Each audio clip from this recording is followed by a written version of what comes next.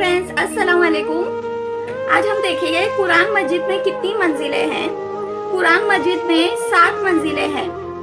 साहबा कराम रज़ियल्लाहु ताला अन्हा और ताबईन का मामूल था कि वो हर हफ्ते एक कुरान करीम मुकम्मल कर लेते थे। इस मकसद के लिए उन्होंने रोजाना तिलावत की एक मिकदार मुकर्रर की हुई थी, जिसे हज़्ब या मंजिल कहा जाता है। इस तरह कुरान मस्जिद की तिलावत करने वालों की सहूलत के लिए कुरान करीम को 7 मंजिलों में तकसीम किया गया है।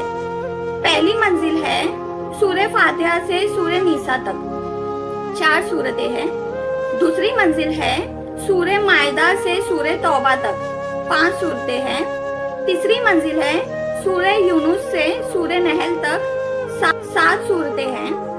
चौथी मंजिल है सूरह असरा से सूरह फुरकान तक, 9 सूरतें हैं। पांचवी मंजिल है सूरह शोरा से सूरह यासीन तक, इसमें 11 सूरतें हैं। छठी मंजिल है सूरह साफात से सूरह हिजरात तक, 13 सूरतें हैं।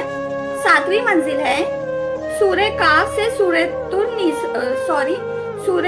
नास तक, 65 सूरतें हैं।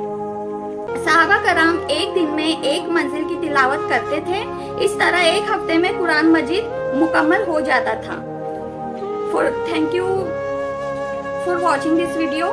जज़ाकल्लाह खैर। अल्लाह हाफिज।